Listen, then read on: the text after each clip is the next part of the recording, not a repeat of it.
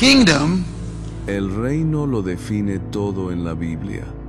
Simplemente escriban eso. Se darán cuenta de ello en 10 años. A mí me tomó tiempo descubrirlo. He escuchado a personas decir, Dr. Munroe, ¿cómo hace las cosas tan simples cuando para otros pueden ser tan complicadas?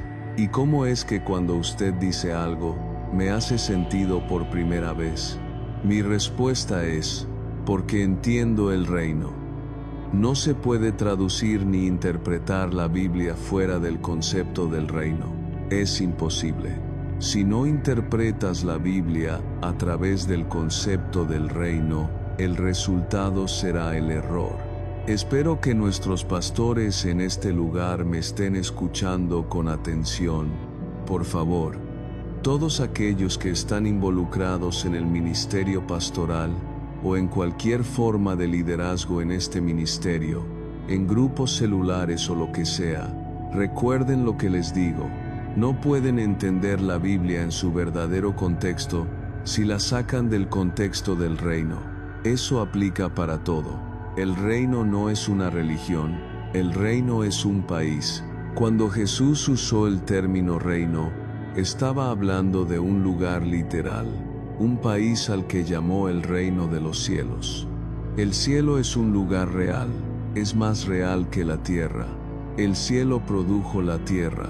La Biblia dice que las cosas que no se ven, crearon las cosas que se ven. El cielo no se ve, es el mundo invisible y es más real. Su cuerpo no es tan real como su espíritu. Por lo tanto, la tierra no es más real que el cielo. El cielo la produjo. Así que el cielo es un reino, es un país. Y Dios usó ese término porque estaba tratando de comunicar todos los conceptos de la actividad de un reino para que el hombre pudiera relacionarse con ello. El reino es un país gobernado por un rey. Tiene un gobierno real. En el reino de los cielos, el gobierno es una persona. No es como su gobierno. Nuestro gobierno no es el gabinete, aunque ustedes piensen que lo es. No es el primer ministro, no es el presidente de su país. El gobierno es algo muy complicado en nuestras democracias. El gobierno incluye al ejecutivo, que es la oficina del primer ministro. Incluye al gabinete, que es el grupo designado por el primer ministro. Es el Senado, un grupo de personas separado. Es el Parlamento, que incluye a la oposición y a los líderes del gobierno que son miembros del Parlamento. Incluye la oficina del fiscal general. Incluye a los jueces de la Corte Suprema. Incluye los ministerios de gobierno como educación y economía.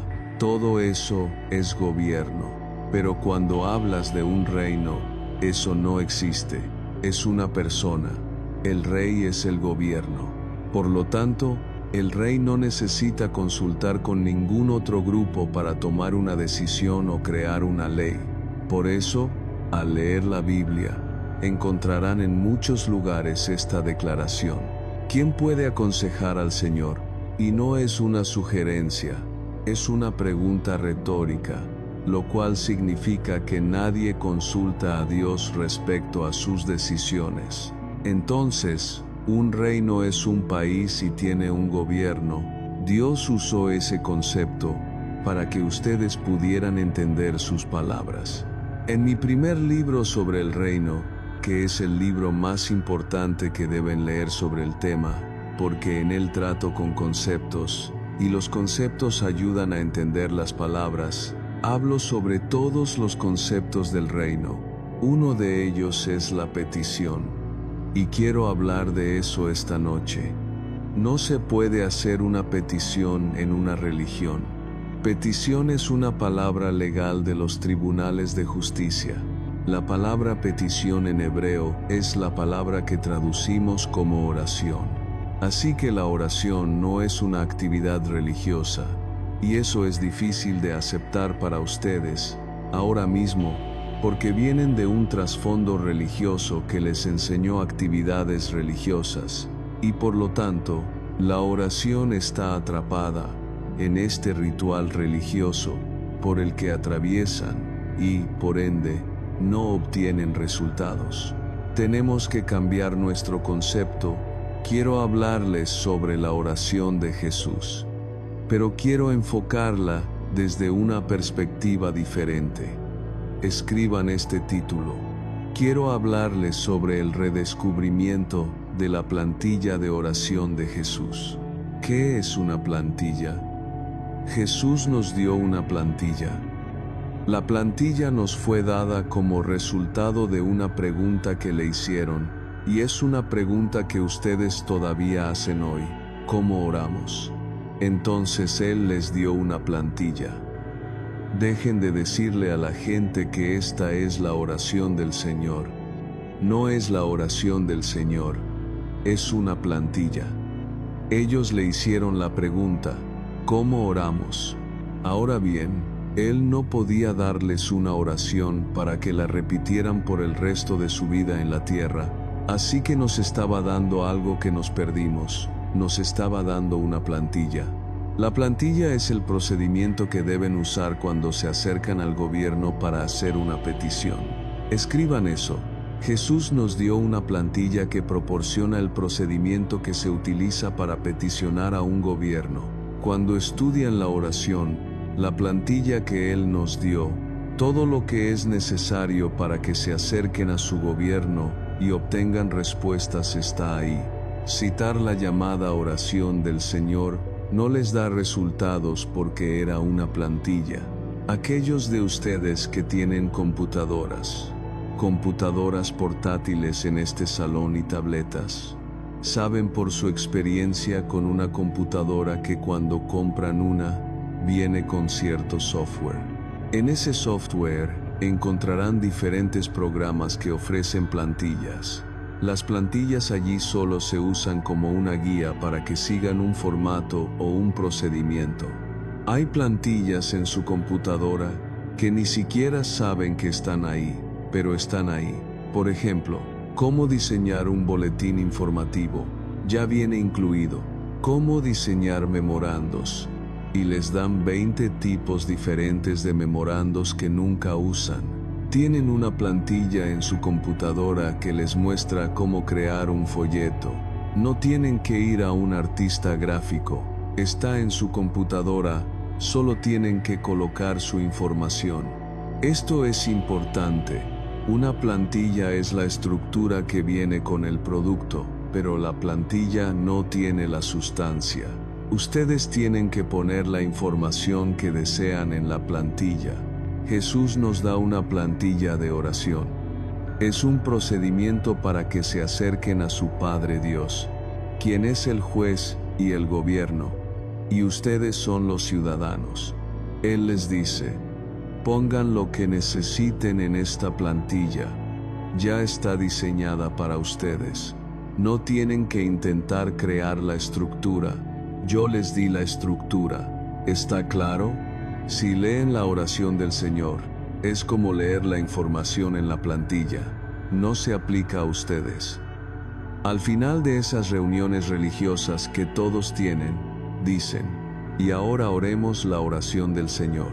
Y personas que están bajo el efecto de alguna sustancia, toda clase de vagabundos, se la saben de memoria.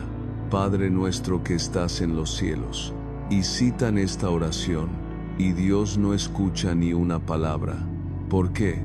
Están usando una plantilla que no tiene significado. Es como preguntarme: ¿cómo escribo un memorando ejecutivo? Esa fue la pregunta de ellos. Yo digo: déjame mostrarte.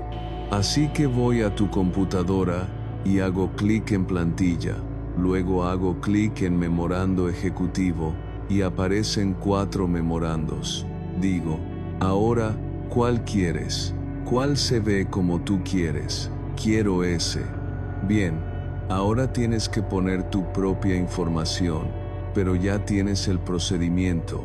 No le envíes a la persona a la que le escribes la plantilla. Seguimos enviándole a Dios la plantilla. Seguimos devolviéndole a Dios la plantilla y Dios dice, no sé de qué me estás hablando, me envías de vuelta a la estructura, yo quiero la sustancia, y hay una diferencia. Los discípulos le hicieron a Jesús una pregunta. Leamos en Lucas capítulo 11 versículo 1. Aconteció que estaba Jesús orando en un lugar, y cuando terminó, uno de sus discípulos le dijo, Señor, enséñanos a orar. Esa fue la pregunta. Enséñame cómo escribir eficazmente un memorando a un ejecutivo. Enséñame cómo acercarme a un juez en una corte y que no me echen. Enséñame cómo preparar un caso para obtener lo que legítimamente merezco de un tribunal.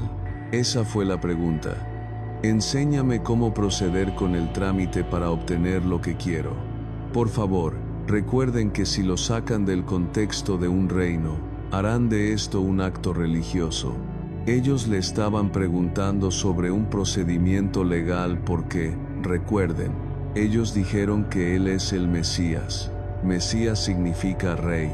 No es una palabra religiosa, es un término político, pero un rey es también el gobierno. Ellos dijeron, tú eres el Cristo. La palabra Cristo significa rey ungido. Uno no se acerca a un rey como si se acercara a una persona blanda a la que hay que manipular y convencer para que haga lo que uno quiere. Un rey es un gobierno que tiene procedimientos legales. Él tiene límites. La religión es algo serio. La Biblia en su mano se llama el Antiguo y el Nuevo Testamento. Escriban eso. Este no es un libro devocional. Hay abogados en este salón que les dirán que la palabra testamento no tiene nada que ver con la religión. Pregúntenles. En la escuela tienen que estudiar eso. Un testamento es un documento legal. Cuando vas ante la corte y tienes un caso, y el abogado quiere probar tu caso, ¿a quién traen a la sala del tribunal para ayudarte? A un testigo. ¿Qué hace el testigo? Dar un testimonio. Aquí están en un tribunal legal y están usando una palabra religiosa. Nunca lo habían pensado, ¿verdad? No hay testimonio en la religión. Solo existe en un tribunal porque tiene que ver con un documento legal. Están usando un documento legal para presentar un caso. Por eso se llama testamento. Están testificando. Están sentados en el estrado de los testigos, diciéndole a Dios, basado en la ley, tú me prometiste esto, y yo califico como un ciudadano que obedece la ley. Por lo tanto, tengo el derecho, justicia, rectitud, de demandar lo que el documento legal me prometió. Se llama peticionar.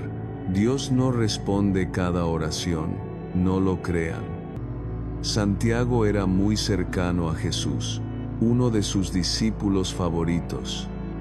De hecho, 3 de ellos eran muy cercanos a Jesús: Pedro, Santiago y Juan. Santiago estaba con Jesús todo el tiempo. ¿Saben lo que escribió Santiago? Santiago dice, pedís y no recibís. Él escribió eso. Dijo, ustedes oran y Dios no responde. Dijo que piden y no tienen. Y nos dijo por qué. Dijo porque piden mal. Dicen, yo fallé. Él dice, y hablan mucho, y no obtienen resultados, porque no importa cuánto hables si el procedimiento es incorrecto, el juez cierra el caso. Nada enoja más a un juez que un abogado que no está preparado. ¿Saben por qué? Porque se supone que el abogado conoce el procedimiento. Así que vienes ante Dios con todos tus gemidos, tus llantos y tus lamentos, y Dios dice, mira, no entiendo esto, háblame en lenguaje de testamento, testifica. ¿Cómo voy a testificar? Tengo que usar el testamento. Ustedes peticionan con la ley, escriban eso por favor. Es difícil enseñar el reino, porque el reino pone la ley de nuevo en su lugar legítimo, y nosotros odiamos la ley porque amamos la gracia, y de alguna manera hemos desarrollado una religión que odia la ley y vive de la gracia. Jesús contó una historia que leímos antes en esta serie, donde una viuda fue a ver a un juez. Si leen eso, el juez no le dio nada porque fuera viuda o porque fuera pobre. La Biblia dice que ella acudió al juez porque conocía sus derechos. Los derechos provienen de la ley, no de la gracia. Lo que la gracia hace es ponerte de nuevo en la posición para que puedas obedecer la ley. ¿Están conmigo? Si rompes la ley, en las Bahamas, o en cualquier país en el que te encuentres, y eres hallado culpable, pueden ponerte en prisión, sacarte de la sociedad. El juez podría decidir, ¿sabes algo? Me agradas porque esta es tu primera infracción. El juez tiene una prerrogativa. Puede decir, debido a que esta es tu primera infracción, no te vas a librar simplemente. El juez dice, voy a tomar tu infracción, y si alguien te pregunta cómo saliste, diles que vengan a hablar conmigo. En otras palabras, no te libraste por tu cuenta. Él tomó tu falta sobre sí mismo y dice, te voy a dejar ir. Eso es gracia. ¿Están conmigo? Eso es perdón. Eso es gracia. Eso es misericordia. Sales corriendo de la corte y vas bailando.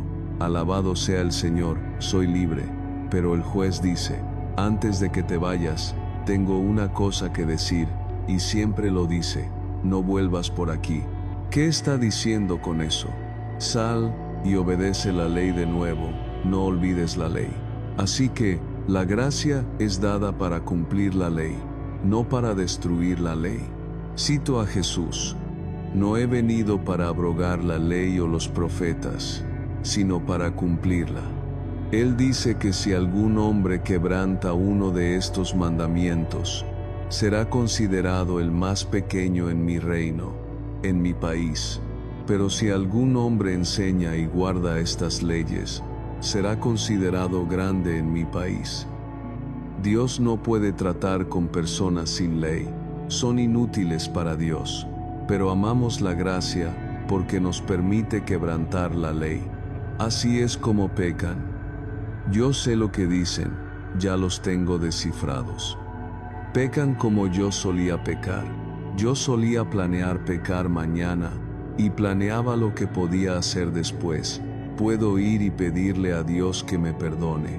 Así que estoy usando la gracia para planear mi pecado.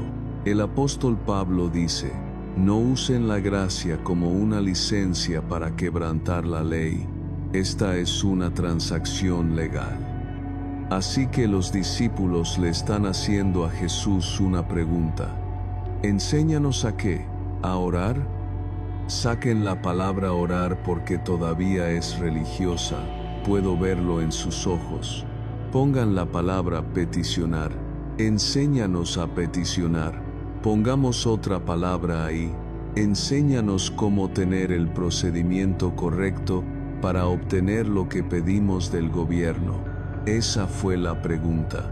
Dijeron, porque según vemos, Juan está obteniendo resultados, y nosotros no. Veamos qué responde. El hecho de que pidieran que se les enseñara es el resultado de algunas cosas importantes. Primero, significa que la oración no es automática. Debe ser enseñada, debe ser aprendida. Es un procedimiento legal y los abogados son contratados para prepararnos a seguir el procedimiento. Por lo tanto, es por eso que Él les dio su propio abogado. ¿Quién es su abogado? Él les dijo, ustedes no entienden esta Constitución, así que hice provisiones para ustedes. Les di un asesor legal personal. De hecho, lo llama su consejero. Pregúntenles a los abogados en este salón cómo se les llama. Se les llama consejeros. Es la palabra exacta que Jesús usó. Es la palabra paracletos. En griego, parakletos es una palabra legal para un abogado. De hecho, permítanme asombrarlos. Los fariseos y los escribas eran completamente diferentes entre sí. Los fariseos eran líderes religiosos. Los escribas eran abogados. Así que cuando Jesús les hablaba, le hablaba tanto a personas religiosas como a mentes legales. Y él los llamó a ambos hipócritas. ¿Por qué? Porque estaban usando la ley para oprimir al pueblo. ¿Me están siguiendo? Bien. Entonces, Jesús sabe que ustedes necesitan un abogado, porque estos asuntos pueden ser muy complicados. Y por eso dijo esto: lean mi lista ahora, y entenderán sus palabras. Él dijo: yo les daré un consolador, y él morará con ustedes, el Espíritu Santo, el consejero. Obsérvenlo ahora. Y él los guiará a toda la verdad, y él les enseñará y les mostrará las cosas que yo traté de mostrarles. En otras palabras, cuando la situación se complica, el abogado comienza a interpretar las partes difíciles para ustedes. Por eso tienen al Espíritu Santo, para que puedan hacer una petición adecuada. A veces la petición es tan profunda que él dice: necesitas cerrar la boca y dejar que el consejero hable por sí mismo. Nosotros lo llamamos lenguas.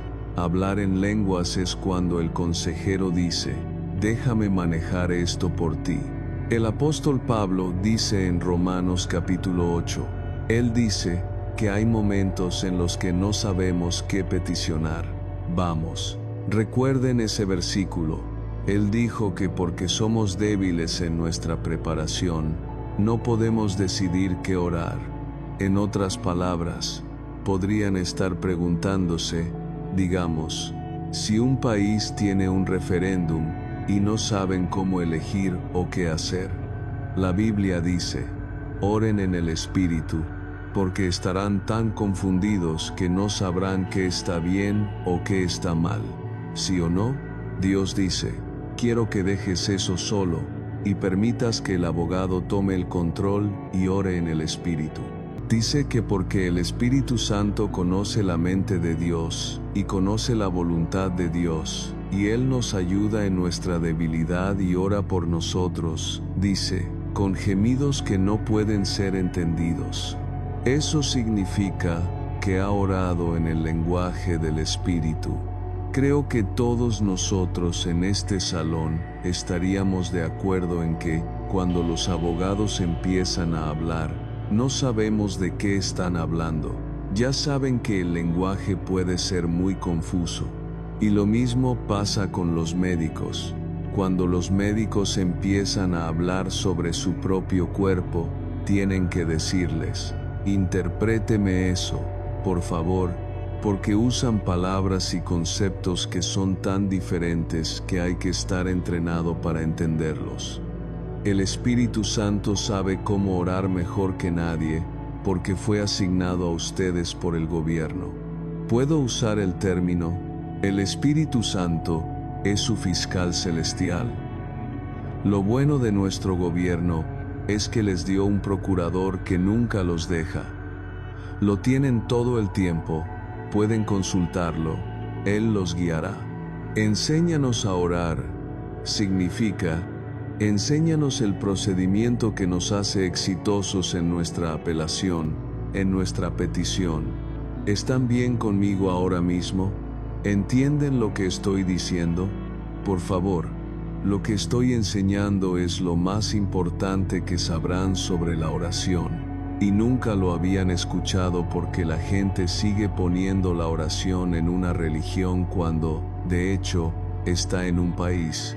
Ustedes no se acercan a Dios como una persona religiosa, se acercan a Él como a un rey legal y poderoso. Por eso Él les dio un libro de leyes. La Biblia es llamada las leyes de Dios, no las sugerencias de Dios, no las emociones de Dios, la ley de Dios. Muy bien, entonces Jesús comienza a responderles y les da lo que yo llamo una patente, el prototipo, Repasémoslo muy rápido. Tienen que escribir rápido. Va a ser bueno, pero tienen que escuchar rápido.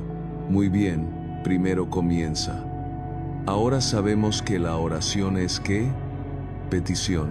Por lo tanto, la petición es una apelación legal o una demanda a un gobierno basada en derechos constitucionales protegidos por la ley. La Constitución es la Biblia.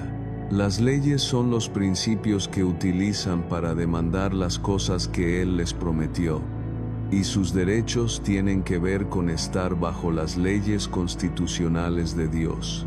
Tienen que haber nacido de nuevo del Espíritu. Así que hay algunas calificaciones aquí para que puedan orar. La petición también es la demanda de los ciudadanos basada en derechos garantizados. Nadie que sea un ciudadano ilegal en este país podría demandar nada al gobierno. Así que, si no han nacido de nuevo del Espíritu Santo y no siguen al Espíritu Santo, no lo reciben como su Señor, Salvador y su Rey, no pueden orar a Dios. La primera oración que Dios escuchará de un humano que no es ciudadano es: me arrepiento, perdóname, recibo el reino de Dios, recibo al Espíritu Santo. Dios escucha esa oración. Es como someterse a los requisitos de la ciudadanía. Permítanme citar a Jesús. Si alguno cree en su corazón y confiesa con su boca, será salvo. Esa es la calificación de ciudadanía. Si nunca han hecho eso, olviden la oración. Se va directo al techo y rebota hacia abajo porque no son ciudadanos. No pueden demandar a un gobierno con el que no tienen relación. Los ciudadanos ilegales no tienen derechos. Entonces, la petición requiere ciudadanía. Peticionar es también, simplemente, recordarle al gobierno lo que constitucionalmente se les ha prometido. La constitución de los ciudadanos, en cada país, es simplemente una promesa legal. Si leen nuestra constitución, eso es lo que es, solo una lista de promesas. Prometemos que si eres ciudadano, tienes estos derechos. La Biblia es un libro de promesas, pero son promesas legales y deben ser ciudadanos para calificar. Así que pueden hacer demandas, y cuando las demandan, se llama peticionar. Peticionar es lo que ustedes llaman oración. No es un acto religioso, es una transacción legal. Así que, cuando vaya a orar a Dios en unos minutos, no pueden venir a Dios con sentimientos blandos y todo eso, y simplemente hablando por hablar. Tienen que venir con pruebas contundentes. Aleluya. Por eso necesitan leer la Biblia. La razón por la que no leen la Biblia es porque no saben qué es la Biblia. La Biblia es material para peticionar. No pueden demandar de Dios lo que Él nunca les prometió, o no pueden demandar de Dios lo que no recuerdan que Él prometió, o no pueden demandar de Dios lo que ni siquiera saben que prometió. ¿Tengo sentido? Así que mejor vayan a casa, tomen esa Biblia y hagan de este año el año de la Constitución y lean todo el libro. Hay promesas en Sofonías que no pueden conocer porque no conocen el libro de Sofonías. Está justo antes de Hageo, que está justo al lado de Zacarías, que está justo antes de Malaquías. Si no saben dónde están las secciones de la Constitución, no pueden encontrar las promesas. ¿Cómo van a orar? Pero empiezan a hacer todas estas oraciones raras. Dios dice: no sé de qué estás hablando. Estoy buscando evidencia. La evidencia se basa en la promesa constitucional. Dios dice: yo vigilo mi palabra para ponerla por obra. No vigilo tus laberintos. Así que, si no me devuelves mi palabra, no puedo cumplirla. Muy bien. Entonces, cuando oramos, Se supone que debemos orar con precisión, con confianza, sabiendo. Primera de Juan capítulo 5 dice: si oramos conforme a la voluntad de Dios, observen esto, sabemos que Él nos oye. No dice que si oran escupiendo en el suelo, dando vueltas, quedándose despiertos toda la noche, carraspeando, escupiendo, moqueando, llorando, sollozando, gritando, Él los escuchará. No, no lo hace. Dice que si oran conforme a lo que Él tuvo la intención de que tuvieran, en primer lugar eso es lo que significa voluntad. Entonces saben que Él los oye. Ahora, el siguiente versículo: si Él los oye, también saben que tienen las peticiones. Porque si Él les dijo que lo dijeran porque Él lo escribió, entonces Él dice que cumplirá lo que escribió. Así que pueden retirarse diciendo: ya lo tengo. La oración no debería ser algo de atinar o fallar o de espero que pase. Debería ser una precisión. Esa viuda fue a esa sala de tribunal. No le importaba qué clase de juez era ese. Y la Biblia describe al juez. Jesús dijo que este juez odiaba a la gente y a Dios. No pueden encontrar a nadie peor que eso. El tipo odiaba a Dios y a la gente. La Biblia dice, escuchen, Él eligió la peor descripción. Dijo, y la pequeña viuda, el nivel más bajo de la sociedad, entró allí y dijo: vengo por mis derechos. No me importa quién seas ni qué sientas por mí. Y la Biblia dice que ella lo agotó, y Él dijo: denle lo que viene a buscar, antes de que acabe conmigo. Una pequeña viuda derribó a un juez poderoso, no por una oración a gritos. Los gritos no impresionan a Dios. No, me van a perdonar, ya saben, pero me crié en el centro de la ciudad. He visto algunas reuniones de oración. He estado en algunas de ellas en iglesias de madera. Sí, esto es interesante. He estado en esas reuniones. Una vez oraron por mí, casi me rompen el cuello. Bendícelo, Señor, arréglalo. Vamos muchacho, habla, di algo más. Y yo estaba como: oh Dios, mujer, me estás matando. Así que solo dije algo para que ella se detuviera. Los llaman primitivos, y las cosas nunca cambiaron, ¿verdad? Nunca cambiaron porque no es lo que haces, es cómo lo haces. Muy bien. Entonces Jesús comienza a enseñarles. Él dice, en primer lugar, aquí está la plantilla. Padre nuestro que estás, ¿dónde? En los cielos. Santificado sea tu nombre. Venga tu reino. Hágase tu voluntad, como en el cielo, así también en la tierra. Ahora, cada una de esas declaraciones es un acto separado. Es un concepto separado. Padre nuestro, eso es un concepto. Que estás en los cielos, eso es un concepto. Esa es una plantilla. Santificado sea tu nombre, eso es un concepto. Tu reino es un concepto. Venga a la tierra es un concepto. Como es en el cielo, es un concepto separado. Danos hoy, ese es un concepto. Él no dijo, danos para un mes. Dios no da cosas mensuales, Él te guía día a día. Si pierdes el concepto, oras mal. Danos hoy ¿qué? El pan de cada día, ese es un concepto. Y perdónanos, ese es un concepto separado. Eso significa problemas más grandes. Como nosotros perdonamos a los que, ese es un concepto separado, algo que tú tienes que hacer. Nos ofenden, tiene un concepto diferente, contra nosotros, no contra Dios. Cuando alguien te ofende, no dice que debes exigirles que te perdonen. Perdiste el concepto. Él dijo que no importa lo que haya pasado, tú debes perdonarlos o tu petición se detiene. Léanlo con cuidado. Es una oración cuidadosa. Es una plantilla. No nos metas en tentación. Es un concepto. líbranos del mal. De hecho, la palabra es del maligno, específicamente en hebreo. Porque tuyo es el reino, es una plantilla interesante.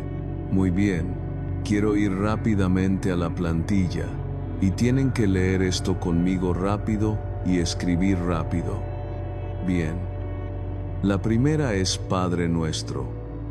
Él comienza con lo más importante, nuestro.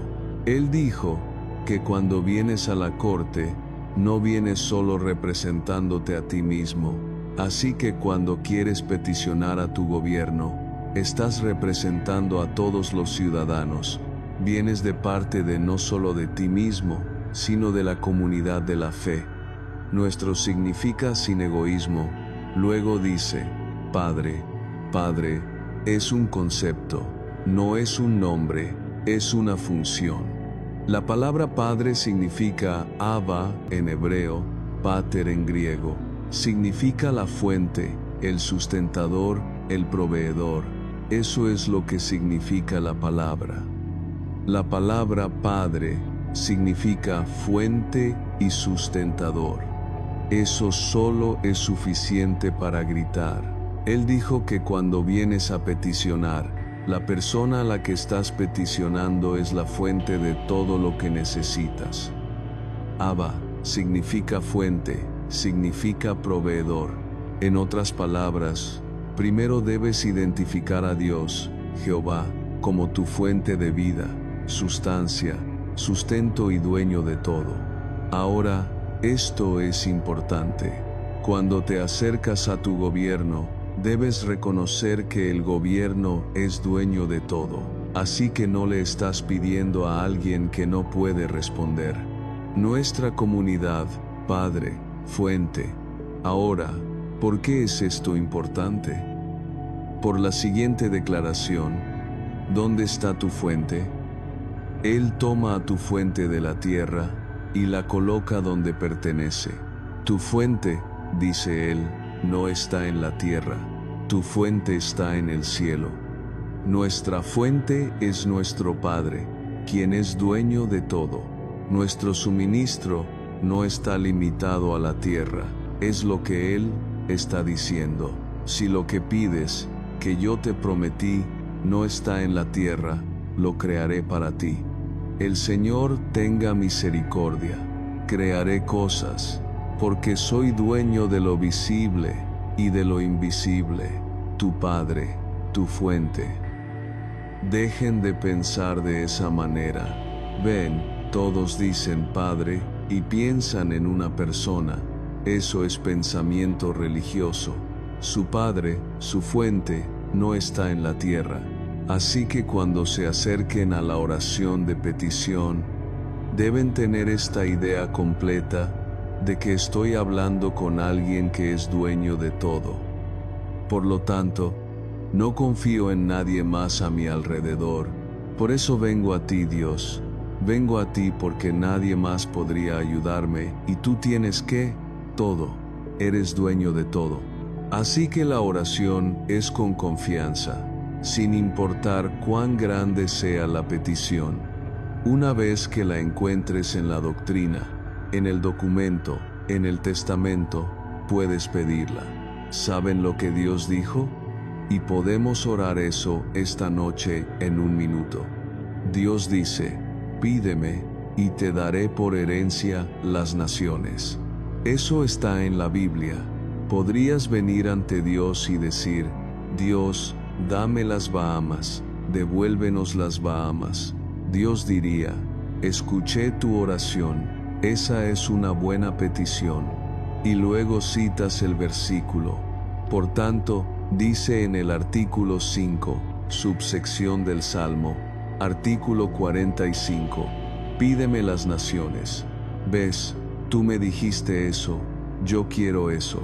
Puedes pedir por Haití, puedes pedir por Jamaica, está en el documento. Y la Biblia dice que las naciones son del Señor. ¿Puedo citarlo?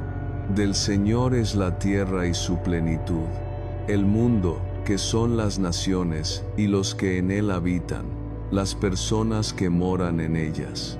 ellos le pertenecen a Él. La palabra Señor significa dueño.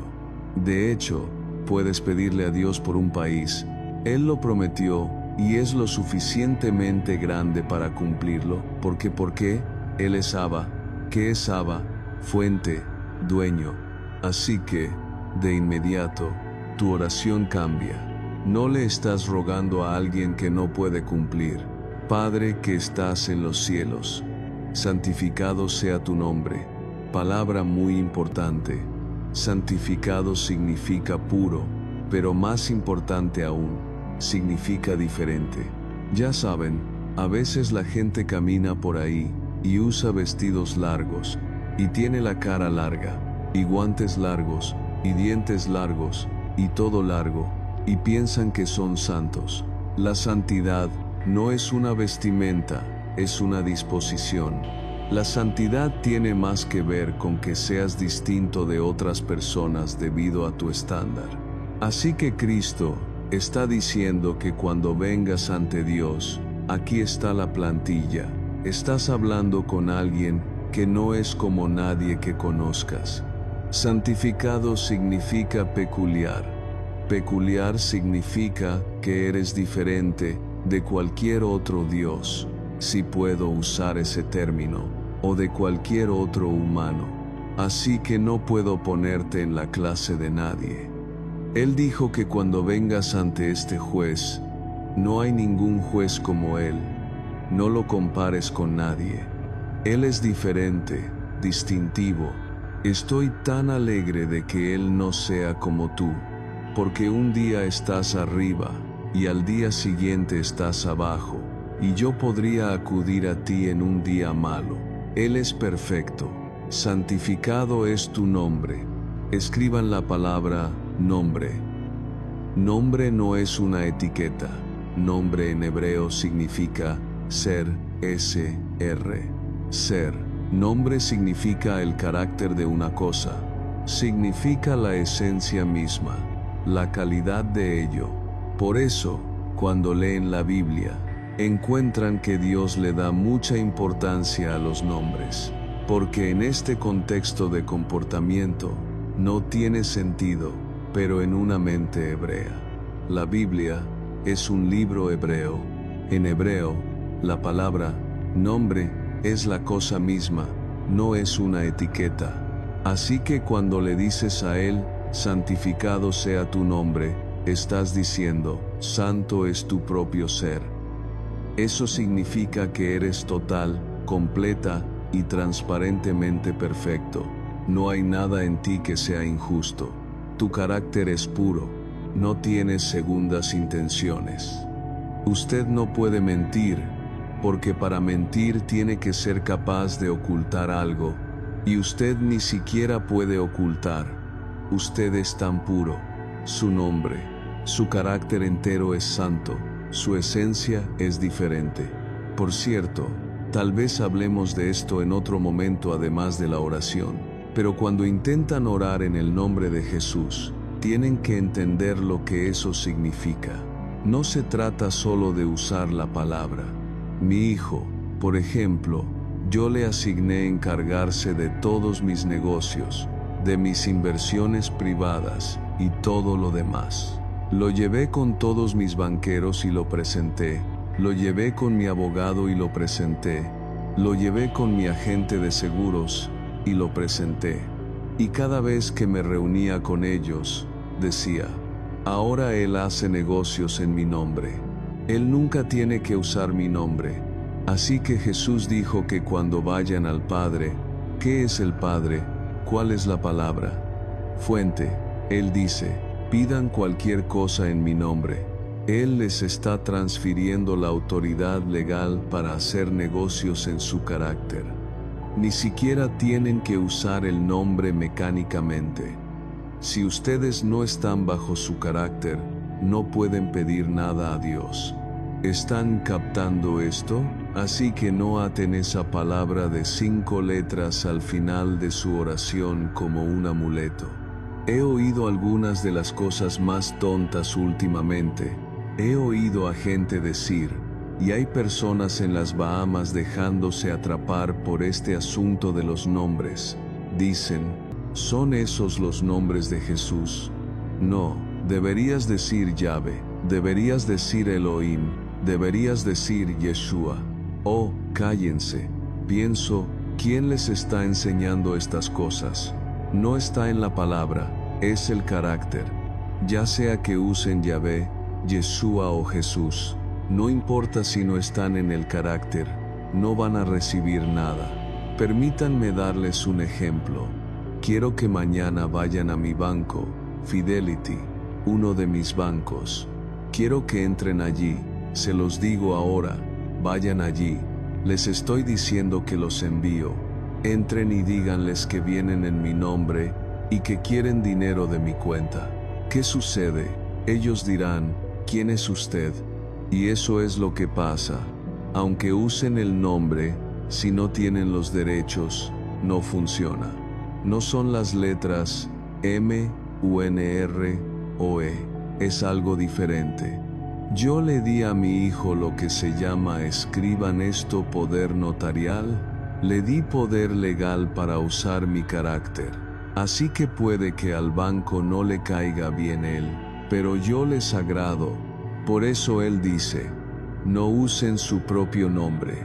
Dice, vengan en mi nombre al Padre. Porque el Padre puede tener problemas con sus problemas. Ya saben, ustedes tienen sus asuntos. Pero si vienen en su carácter, en la esencia de Jesús, Él dice, si mi Hijo te envió, lo recibes. Por eso la sangre de Jesús es tan importante. La sangre es el poder notarial para hacer negocios en el nombre de su Rey. ¿Estoy siendo claro? Quiero que sean guerreros de oración inteligentes para que no desperdicien su tiempo orando 10 horas para no recibir nada. Podrían orar en 10 minutos y obtener algo si oran correctamente. Así que, nombre significa el carácter. El carácter y el ser de Dios son como ningún otro. Eso es lo que significa santo. Venga tu reino, significa que cuando se acercan a Dios, su plantilla dice que oren para que su país venga. Esto es importante. La mayor parte del tiempo, van ante Dios a orar y tienen esta larga lista: arroz, harina, frijoles. Déjenme darle a Dios esta larga lista. Ropa para los niños, zapatos para Mary, el pago del alquiler. Ese es su problema. Ustedes no oran por cosas en el reino de Dios. Oh, cielos, todo lo que necesitan está en el país. Así que solo obtengan el país. Eso es lo que Él está diciendo. Oren para que venga todo el país. Dejen de pedir cosas. Es como si ustedes me pidieran un mango y yo les dijera, ¿les gustaría el árbol? Si obtienen el mango, tendrán que seguir regresando. Pero si les doy el árbol, se llevan la fuente con ustedes. Alguien les da el país entero. No oren por cosas. De hecho, por esto nuestro presidente respondió. Recuerden que Jesús dijo en Mateo capítulo 6 versículo 24, Él dice, ¿por qué oran por lo que les preocupa? ¿Qué comerán? ¿Qué beberán? ¿Qué vestirán? ¿Cómo vivirán? Él dice que solo los paganos oran por esas cosas. Ustedes han sido paganos por mucho tiempo y se hacen llamar cristianos. La mayoría de los cristianos probablemente son paganos. ¿Qué es un pagano? Cualquiera que ora por comida, ropa, agua o bebida. Jesús dijo que si oran por cosas, son paganos. Eso lo dijo Jesús, no yo. Ustedes no oran por las cosas, oran para que venga toda la cultura, porque todo lo que necesitan está en la cultura. A veces desearía poder enseñar mejor, pero mi voz está débil. Fui a Boca Ratón, invitado por un judío muy rico. Su casa costaba unos $3 millones. Me recogieron en un Porsche, y ese era solo su auto deportivo. Entramos en este vecindario. Boca Ratón significa boca de ratón. Ahí es donde viven los ratones grandes. Nos detuvimos en el garaje. Había 5 puertas de garaje. Yo estaba en un Porsche. Y supe de inmediato que estaba en un mundo totalmente nuevo. Él entró. La puerta subió sola. Entramos. La puerta bajó sola. Dijo: «Bienvenido a casa. Mi esposa cocinó para ti». Salí del auto, miré alrededor y vi 3 motocicletas, todas Harley Davidson nuevas. Nadie las había usado todavía. Miré más allá y vi un Rolls Royce, un Bentley, 2 Mercedes. Fuimos por la puerta lateral desde el garaje, no por la puerta principal, y la cocina era tan grande como mi casa. No debe faltar comida en esta cocina. Vi 5 refrigeradores. Estoy pensando, ¿qué está pasando aquí? Ni siquiera pueden imaginárselo. En la sala de estar, tenían una televisión tan grande como esa pantalla, y tenían asientos frente a ella como en un cine. Es una sala donde ves televisión, pero es como un cine, con 15 sillas en fila. El comedor estaba en un nivel más bajo, y la mesa era para 26 personas. Miré así, y me sentí en otro mundo, y ese hombre nunca habló de dinero. Mi punto es este: hay una cultura en el vecindario. Oren para que venga la cultura. Ni siquiera tengo que preocuparme por las cosas. Entré allí, su esposa salió, una mujer muy amable. Ella leyó todos mis libros. Aman a Jesús. Me mostraron un estante con todas mis enseñanzas en video, unas 30 de ellas. Dijeron: «Las pedimos todas. Usted es nuestro maestro favorito». Todo era a control remoto. En fin, allí estaba mi imagen en esa pantalla grande en esa casa. La cultura era diferente. Nadie habla de riqueza en ese vecindario. Él dice: «Oren para que venga el país, venga tu reino». Dijo que la plantilla es: «No pidan ir a Él, oren para que Él venga a ustedes en la tierra». Y venga significa que es posible. Tienen que captar eso, pero ya saben. Solemos decir: «Realmente tendremos un buen tiempo cuando lleguemos al cielo». Eso no fue lo que Jesús dijo. Bueno, el reino no puede venir hasta que Jesús venga de nuevo. Eso no fue lo que Él dijo. Lean la plantilla. Jesucristo no les pediría que hicieran algo que no fuera posible. Si les pidiera demandar algo imposible, sería un mentiroso. Así que, si dijo que venga, significa que puede venir. Ignoramos su oración, su plantilla. Pueden tener la experiencia del reino ahora. Yo la estoy viviendo, se los digo, la siento en toda mi vida, y cuanto más aprendo de ella, más se apodera de mi vida. Por eso sigo enseñándoselo. Tienen que ser purificados de la religión para experimentar el reino. Puede suceder ahora. Siguiente frase: hágase tu voluntad. ¿Qué significa? Tu voluntad significa tu propósito, tu intención. La palabra voluntad significa intención. Una constitución es, en realidad, la intención constituida de los deseos de un pueblo para sí mismos. Así que en un reino, la constitución es la intención deseada del rey para el ciudadano. ¿Está claro? La constitución es la voluntad. Jesús dijo que cuando se acerquen a su país, a su gobierno, oren para que la voluntad o intención del gobierno suceda en la tierra donde Dios lo planeó. En otras palabras, ¿cuál fue el propósito original de Dios al crear la tierra? Que eso venga. ¿Cuál es su propósito para su pueblo en la tierra? Que eso venga. En otras palabras, oren para que eso suceda en la tierra. Es posible. Por eso Él dijo: pídanlo. Hágase tu voluntad, significa que todo en la tierra cumpla, se someta y funcione tal como Él lo creó para funcionar. Él quiere que el cielo se manifieste en la tierra, no en el próximo milenio, sino ahora. Sé que algunos de ustedes piensan que estoy loco. Está bien. La gente piensa, este hombre es exagerado. ¿Realmente cree que el reino de Dios puede manifestarse en su país, en sus leyes, valores y cultura? La respuesta es sí, lo creo. De lo contrario, vivir el resto de mi vida sería un desastre. No sé ustedes, pero yo no puedo vivir así el resto de mi vida, con la basura que está pasando en nuestra cultura. Tenemos que pedir otra cultura, y Él dijo que es posible. Número 6. En la tierra. En la tierra significa el planeta físico. Él dice, quiero que mi reino afecte literalmente la tierra física, la creación natural.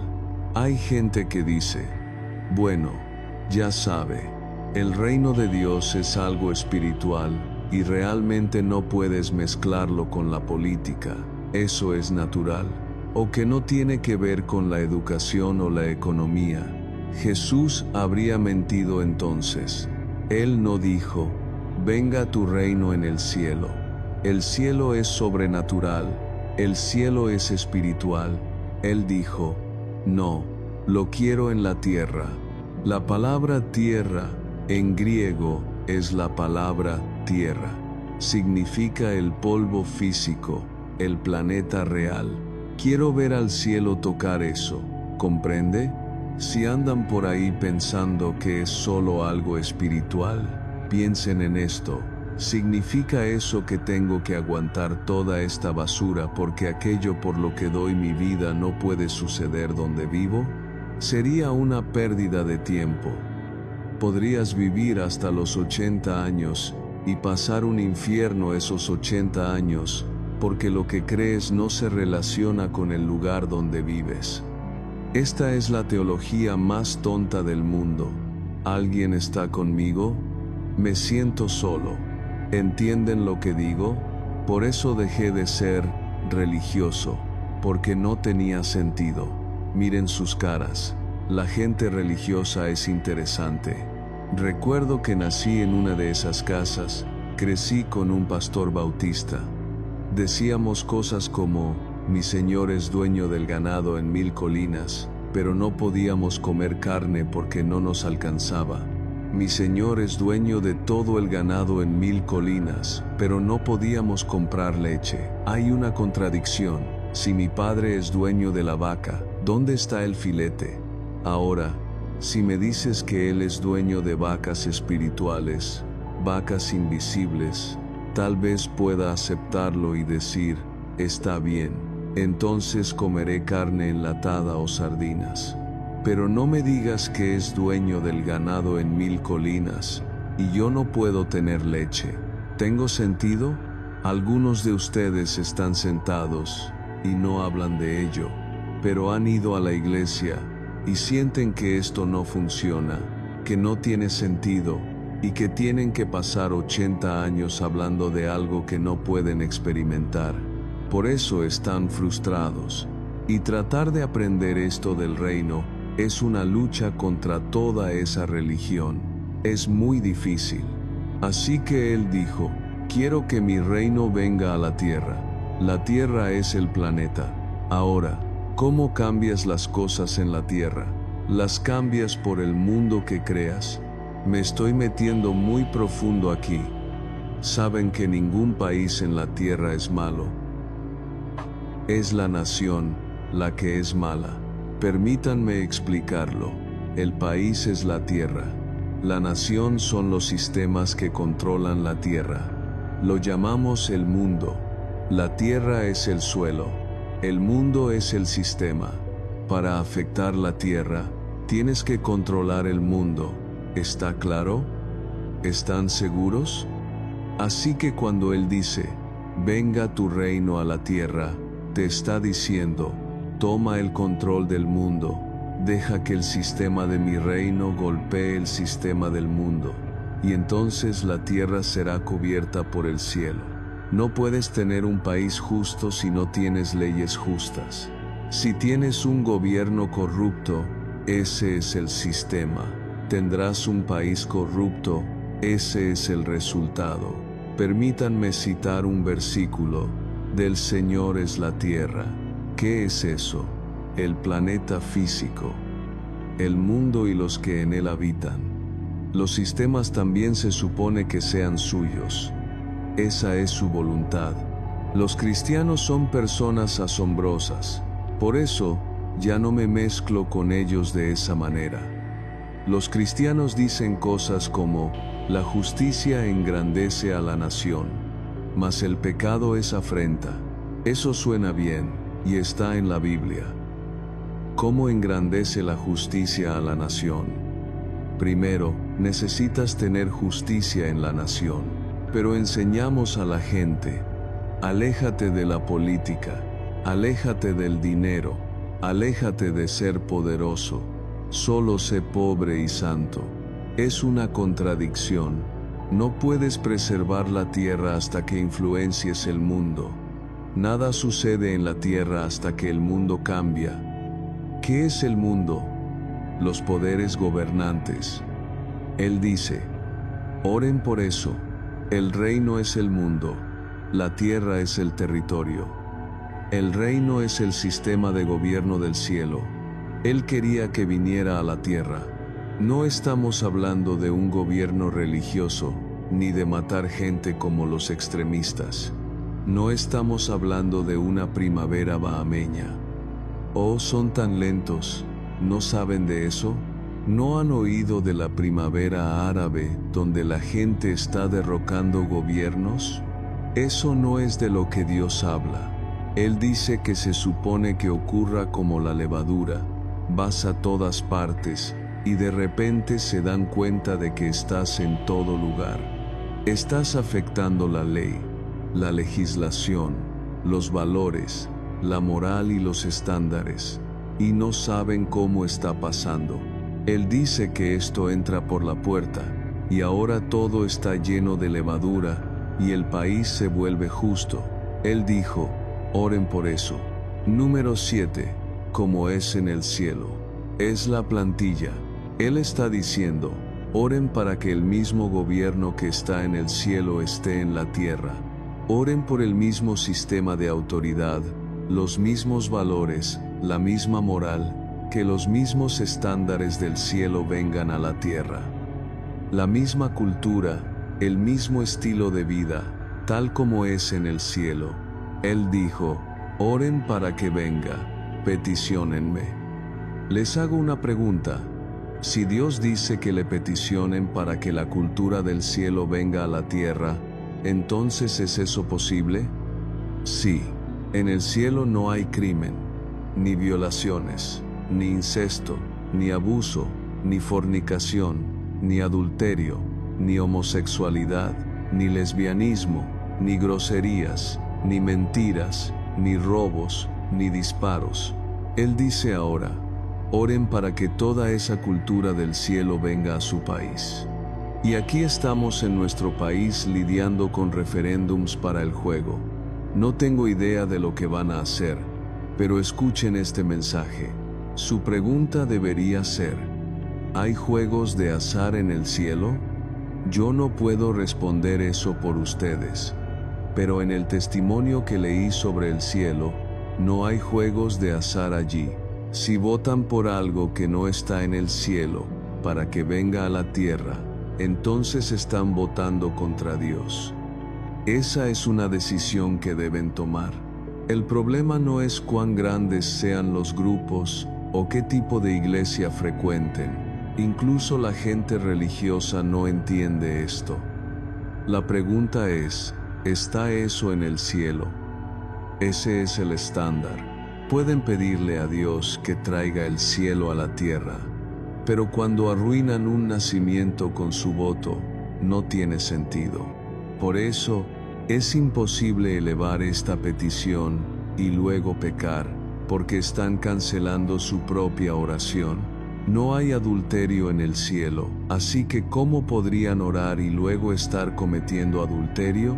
Han cancelado la oración. ¿Están captando la plantilla?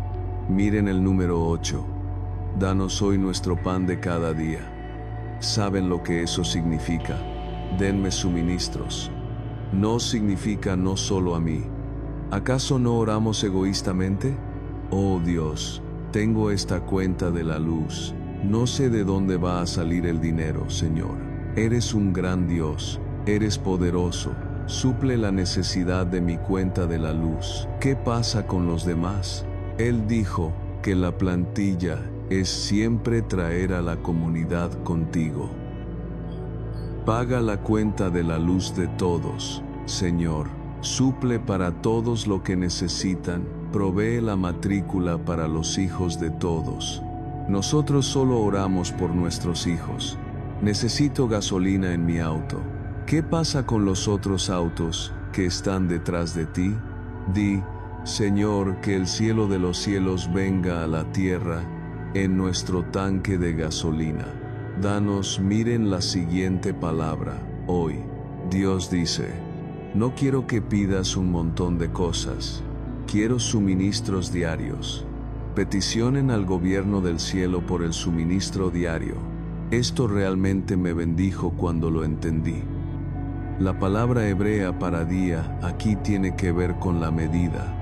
Por ejemplo, el lunes podrías necesitar $5,000 y el martes tal vez solo $20. Lo que él está diciendo es que no importa.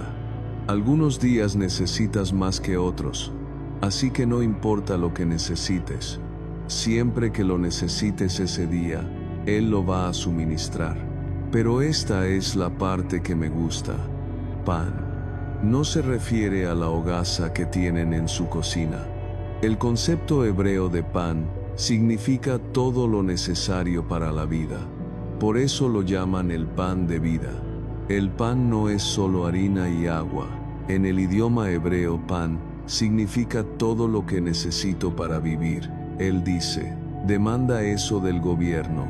Y eso puede significar amistades, buenas relaciones, redes de contactos, salud, una mente sana, cualquier cosa que necesites para la vida. Él dice, demándamelo a mí, porque en mí vives y te mueves. ¿Están felices ahora? Él no está hablando de la hogaza. Dejen de orar por comida. Él dice, oren por todo lo necesario para que tengan una buena vida ciudadana. Eso incluye casarse. Podrías estar orando por un cónyuge y Dios dice, no lo necesitas para tu vida ahora mismo. Eso arruinaría tu vida si lo tuvieras ya. Así que tienes que orar de forma segura.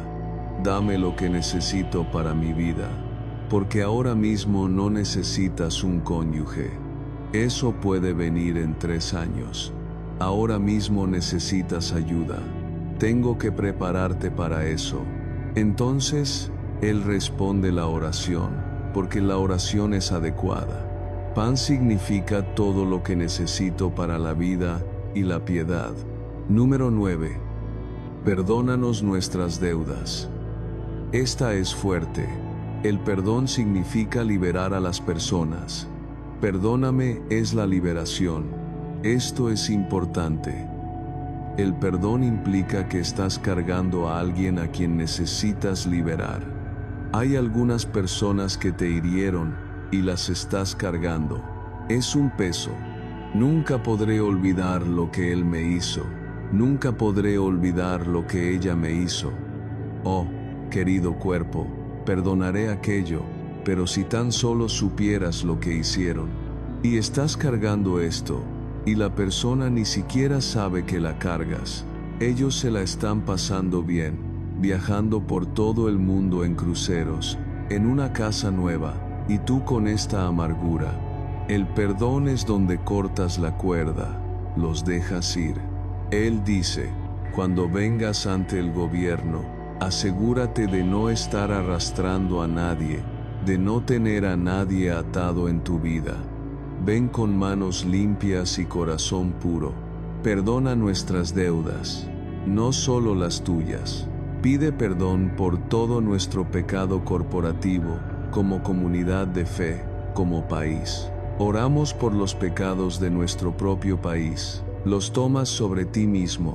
Hoy estaba en la radio hablando con la gente, y les decía que algunas personas no me entienden a veces porque, para mí, decirle algo a alguien requiere que pueda explicarlo.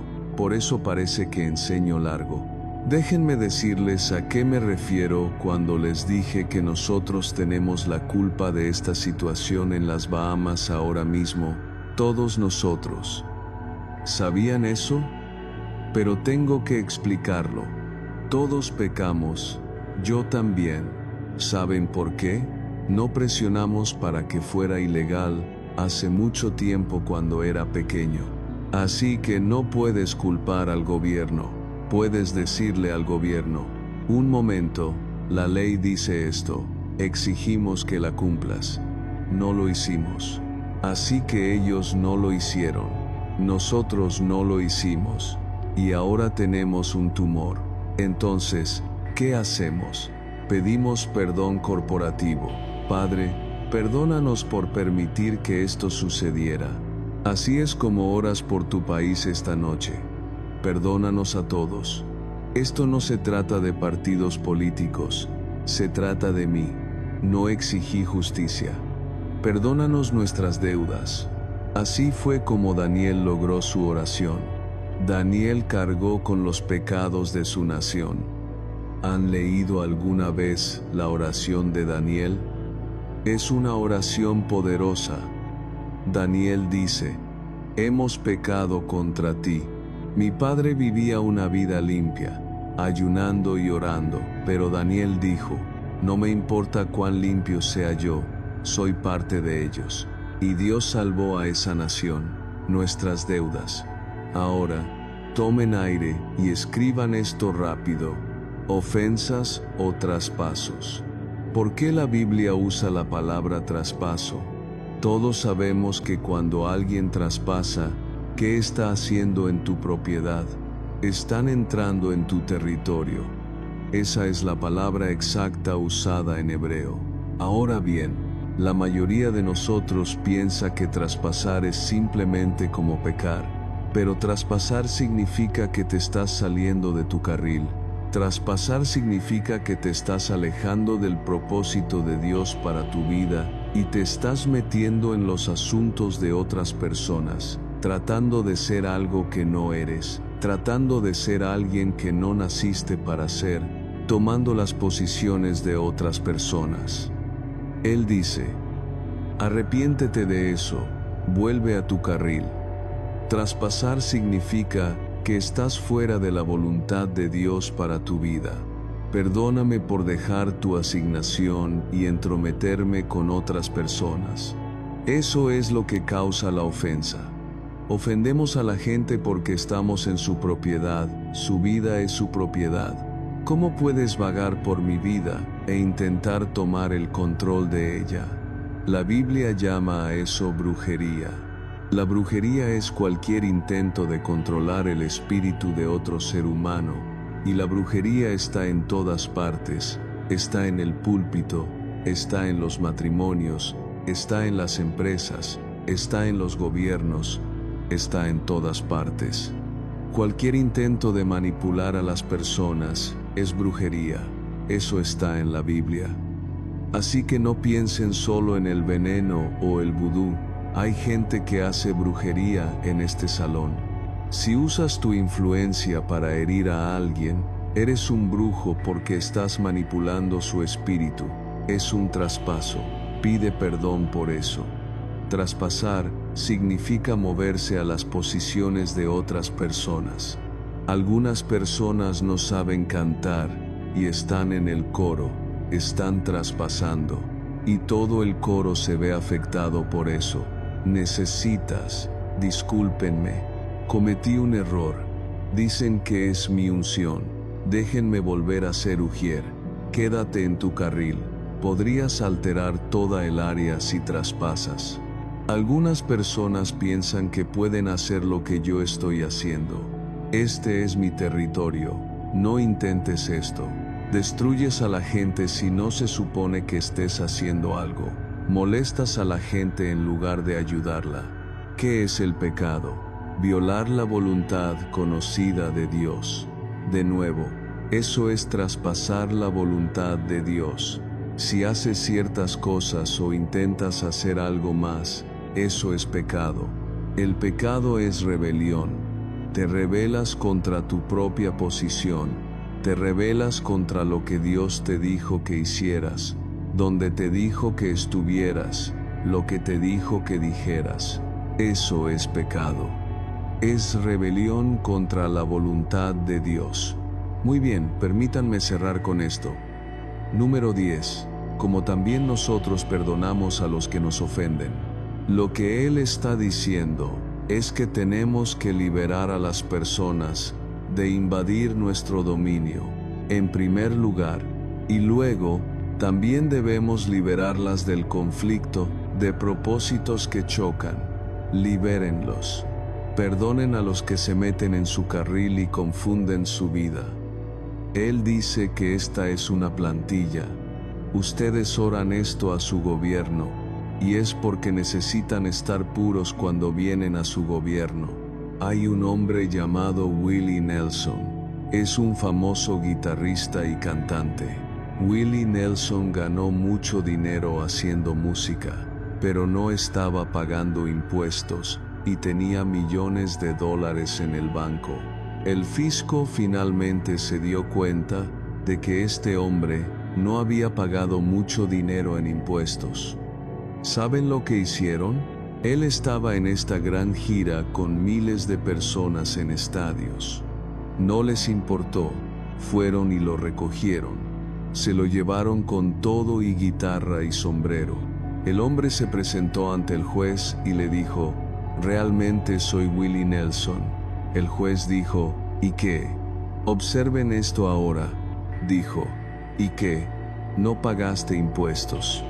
«Sí, pero su señoría, ¿sabe quién soy yo?». El juez dijo: «Escúcheme, usted rompió la ley, su fama se cancela ante la ley». Y el juez dijo que iría a la cárcel o pagaría sus impuestos. Ese hombre tuvo que pagar millones de dólares en impuestos atrasados. Transparencia. Aquí está el punto. Él estaba tratando de hacer una demanda, pero no estaba calificado. Vienes a Dios demandando cosas, y Dios dice: ¿sabes algo? Tienes una ofensa. No puedo hacer negocios contigo, rompiste la ley. Gente de la gracia. Jesús dijo que cuando vengas ante el Señor a pedir cualquier cosa, lean mis labios. Él dijo que mientras estás allí de pie, si el Espíritu Santo te recuerda que alguien tiene algo contra ti, no ofrezcas tu oración. Es Jesús quien habla. Ve y busca a la persona, dice, arréglalo primero. Un momento, pero yo pensé que la gracia era suficiente para manejar esto. Ya sabe, la sangre de Jesús, el pacto. Él dice: no, no, no. Ve y búscalos porque rompiste una ley. La gracia no es excusa para romper la ley. No nos metas en tentación significa: ayúdanos a seguir tu espíritu y discernimiento para que no nos desviemos hacia áreas a las que no deberíamos ir. Sométanse a la protección de la autoridad de Dios y no se desviarán. La tentación tiene que ver con probar la debilidad. Son los límites que Dios puso en nuestras vidas. Él dice: deja de probar los límites. Déjame ver qué tan lejos puedo llegar sin tener sexo. Un momento. Estás siendo llevado a la tentación. Voy a salir con ella, pero no haré nada. Vayamos a la playa a ver la luna. Ya saben a qué me refiero. Esto es, no nos metas en áreas que prueben los límites. ¿Por qué? Él está tratando de mantenerte calificado para hacer una petición. Él no está tratando de robarte la diversión. Está tratando de proteger tu procedimiento en la corte. Vive bien para que puedas ser escuchado. La palabra tentar significa probar la debilidad. Cuando te desvías hacia ciertas áreas, Satanás te está esperando y sigue pinchando hasta que encuentra un punto débil. Eso es lo que significa tentar, probar áreas débiles. Y cuando las encuentra, te agarra y te asfixia la vida. De repente te encuentras vagando en un mundo al que nunca pensaste que volverías. Mantente dentro de los límites. No gastes tu energía tratando de evitar el pecado. Gasta tu energía tratando de hacer justicia. Es una mentalidad diferente. El que busca primero ¿qué? La justicia. No buscas alejarte del pecado. Buscas cómo mantenerte bien con Dios. Él dice que serás saciado. Líbranos del mal o del maligno. Significa, manténnos fuera del camino de la influencia del adversario.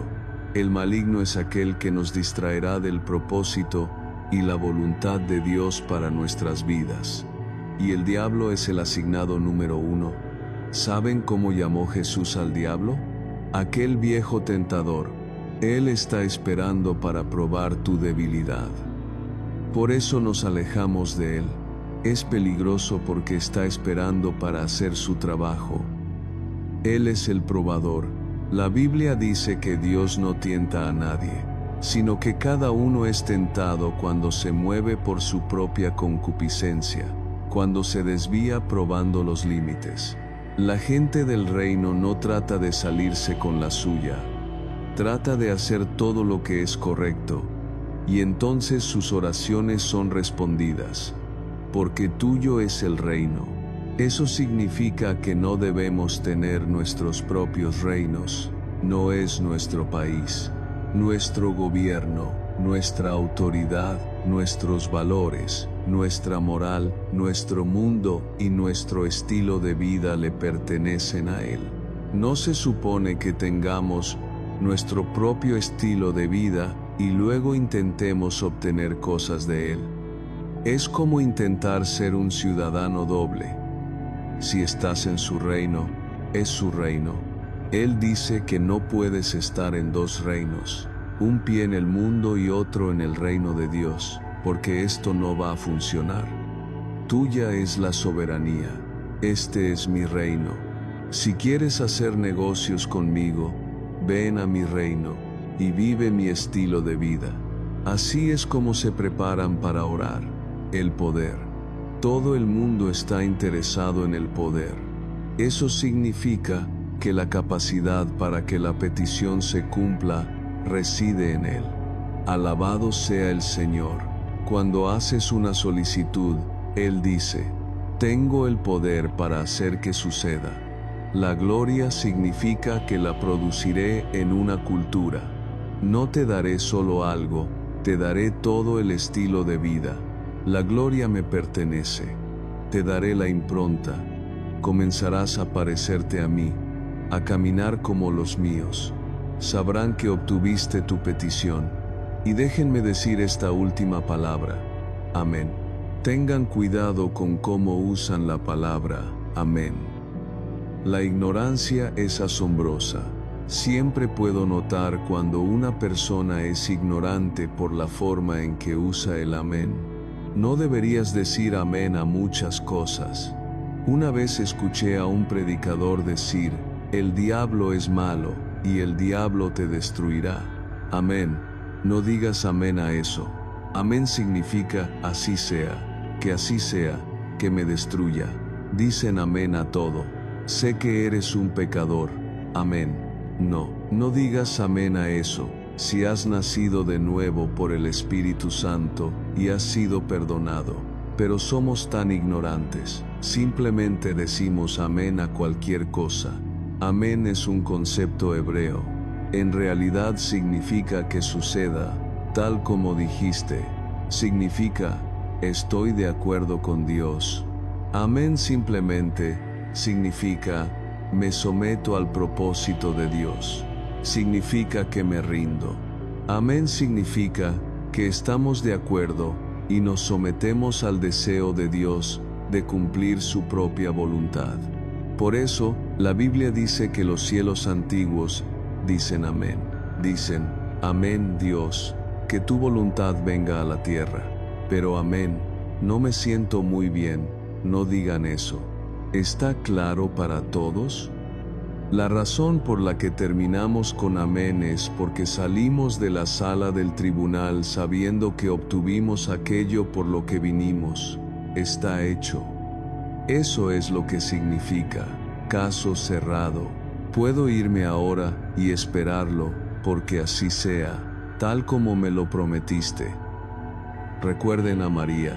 Vino un ángel, y María dijo, amén. Nosotros lo traducimos como, hágase conmigo conforme a tu palabra. Pero la palabra, amén, está ahí. Él dijo, tendrás un hijo. Ella dijo, hágase conmigo como has dicho. Ella estaba diciendo, amén. Así que cerramos el caso, sellándolo. ¿Lo captan? Entonces sales de la sala del tribunal y le dices a todo el mundo, todo lo que pedí, lo voy a recibir. Mis amigos, termino el prototipo de petición, la plantilla, para que puedan entender cómo suplicar. ¿Qué es la petición? Un documento legal que te da evidencia. Lean este versículo conmigo que nunca antes habían visto, Isaías capítulo 43, versículo 25.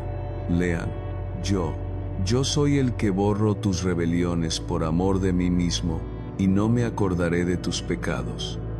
Ahora, noten por qué Dios dice que los perdona. ¿Por amor de quién? Él dijo, mira, quiero responder tus oraciones, pero el siguiente versículo es asombroso. Siguiente versículo. Hazme recordar. Entremos en juicio juntamente. Habla tú para justificarte. Estos son términos legales. Miren esa oración. Estas son palabras grandes para algunos de ustedes. La primera declaración es, hazme recordar. Escriban en sus notas, recuérdame lo que dije. Eso es todo lo que dicen. Peticionar a un gobierno no requiere inventar solicitudes. Simplemente requiere encontrar la solicitud que ya fue escrita. Así que Dios dijo que cuando vengas ante mí, y todos tus pecados estén en orden, todo esté perdonado, estés limpio, y todo esté recto, Él dice, ahora no inventes nada que decir, solo tráeme lo que dije, y recuérdame que lo dije. Peticionar. ¿Cuál es la siguiente palabra? Entremos en juicio, o pleiteemos. Es una palabra legal en hebreo. Pleitear significa defender tu caso. De hecho, si revisan algunas de sus Biblias, verán las palabras exactas allí. Presenta tu caso. Está en la Biblia. Presentar tu caso significa que traes tu causa ante el tribunal. ¿Cómo presentas tu caso?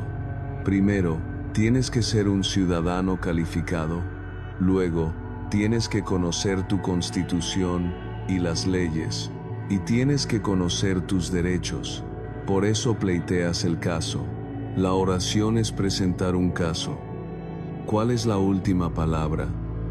Serás ¿qué? Justificado. Justificado significa tener lo que es legítimamente tuyo. Eso es todo. Así que Dios te perdona por amor a sí mismo, porque Él no quiere que camines por el tribunal y no obtengas lo que querías. Dios no se alegra cuando pasas toda la noche en una reunión de oración y Él no puede responder la oración porque no oraste correctamente. Invertir tiempo no hace que Dios responda la oración. Jesús se lo dijo una vez a los fariseos y a los escribas. Él dijo, piensan que serán oídos por su palabrería. No importa cuánto tiempo oren, Dios dice que no importa. Puedes estar frente a la corte afuera y hablar todo lo que quieras, y el juez dirá, encierren a ese alborotador, pero cuando entras allí con el procedimiento correcto, el juez tiene que responder, y responde basado ¿en qué? En la Constitución y la ley. Así que eso es lo que espero que entendamos por presentar el caso. Significa representación legal, abogado legal, defensor legal, protector legal, derechos legales, voz legal, investigador legal. Me gusta esa última. El Espíritu Santo ya investigó su caso. Eso es lo que hacen los abogados. Investigan su caso. Así que cuando vienen ante el juez, pueden sacar lo que ellos llaman precedentes. Voy a atrapar al diablo ahora mismo. Donde esté el diablo, acabo de sentir al Espíritu Santo. Voy a golpear al diablo. Oye, muchacho, es un investigador. Investigación, eso es lo que hacen los abogados. Les pagas para investigar. ¿Qué investigan? Casos. ¿Qué casos? Casos como el tuyo. Muy bien. Entonces, cuando vienes ante Dios, puedes decir así, usando la Biblia: Señor, tú dijiste que tú eres mi pastor y nada me faltará. Esa es una promesa. Muy bien. Así que reclamo eso ahora mismo en el carácter de Jesús. Ordeno que eso se haga en la tierra. No me faltará nada. Y luego dices: porque tu otro siervo dijo una vez que nunca ha visto al justo desamparado, ni a su descendencia que mendigue pan. Estás citando otro caso. Y luego dices: Señor, Abraham no tenía un carnero, pero tú encontraste un carnero en el zarzal. Empiezas a citar casos, y Dios dice: tengo que dártelo, conoces lo tuyo. Eso es presentar tu caso. Así es como oras: Señor, lo hiciste por Daniel, puedes hacerlo por mí. Ya probaste que puedes hacerlo, tengo un caso para probarlo. Dios dice: recuérdamelo, recuérdamelo. Cada caso en este salón está en ese libro. Cada caso. No puedes tener hijos. ¿Estás casada y eres estéril? Dios tiene el caso. Necesitas ir y sacar el caso. Sara, estéril 75 años, sin hijos. Saca el caso. Y hablo en serio, no jueguen con esto. Si tontean, no obtendrán nada. ¿Entienden lo que están haciendo ahora? Vayan a orar de nuevo ahora que lo entienden. Señor, conforme a Deuteronomio capítulo 20. Oré por una pareja esta mañana que quería tener hijos. Se preguntaban por qué cité Deuteronomio capítulo 28. Ellos piensan que solo estoy bromeando. Yo estaba tomando un caso. Deuteronomio capítulo 28 dice que el vientre del justo, esta es la promesa, ahora será fructífero. Así que tomé el caso, puse presión sobre Dios. ¿Cuál es su caso? Hay un caso para cada situación. Por eso tienen que leer la Biblia, porque no pueden presentar un caso que no conocen.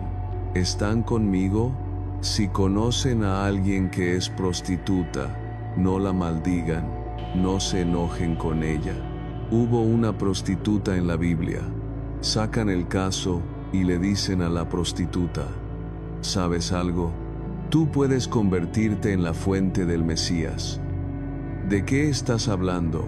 Bueno, hay un caso en la Biblia de una prostituta llamada Rahab, y cuando los espías, los agentes secretos, vinieron de parte de Moisés a revisar la ciudad, se quedaron con una prostituta, y le dijeron que si nos escondes, le pediremos a Dios que te bendiga.